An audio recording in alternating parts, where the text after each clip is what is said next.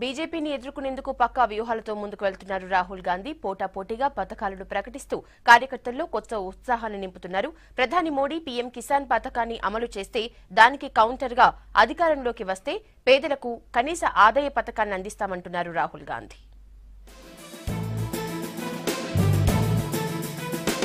సార్వత్రిక ఎన్నికల్లో పక్కా ప్లాన్తో ముందుకు వెళ్తున్నారు కాంగ్రెస్ అధ్యక్షుడు రాహుల్ గాంధీ. కొత్త పథకాలతో పార్టీ కార్యకర్తల్లో ఉత్సాహం నింపుతున్నారు.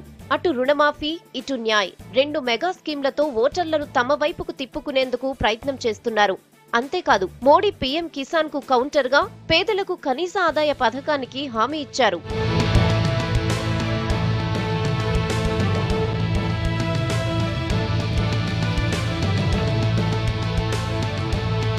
దేశంలో 20% మంది పేదలకు కనీస ఆదాయం కల్పించే పథకాన్ని కాంగ్రెస్ అధ్యక్షుడు రాహుల్ గాంధీ నిన్న ప్రవేశపెట్టారు. ఈ పథకాన్ని ప్రజల్లోకి విస్తృతంగా తీసుకెళ్లటం ద్వారా పార్టీ తిరిగి పూర్వ వైభవం సాధించే అవకాశం ఉందన్నారు. అయితే పేదలు అధికంగా ఉండే ఉత్తరప్రదేశ్, బీహార్, మధ్యప్రదేశ్, రాజస్థాన్, ఒడిశా, ఛత్తీస్గఢ్ లాంటి రాష్ట్రాల్లో ఈ పథకం ద్వారా కాంగ్రెస్ కు మంచి ఊపు వచ్చే అవకాశం ఉందని పార్టీ వర్గాలు భావిస్తున్నాయి.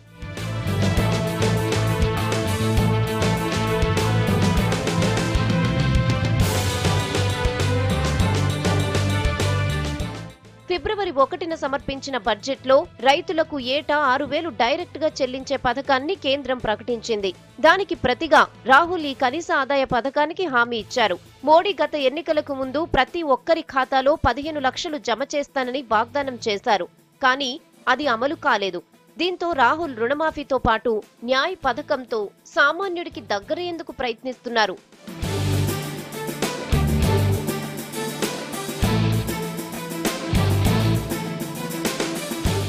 దేశంలో నిరుపేదలెందరన్న పక్కా లెక్క లేనే లేదని నీతి ఆయోగ్ స్పష్టం చేసింది.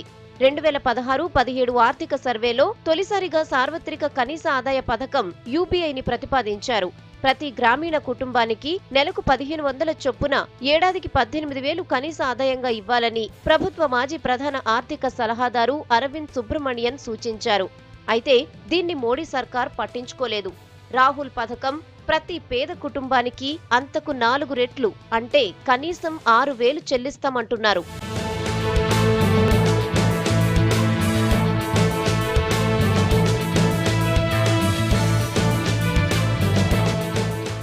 భారత్ లాంటి పెద్ద దేశాల్లో ఈ తరహా పథకాలు ఆశించినంత ప్రయోజనాన్ని ఇవ్వవంటున్నారు ఆర్థిక నిపుణులు. ఉపాధి, ఉద్యోగాల కల్పనకు ప్రణాళికలు రూపొందించాలని, డబ్బు అకౌంట్స్ లో జమ చేయడం సరైంది కాదని అంటున్నారు.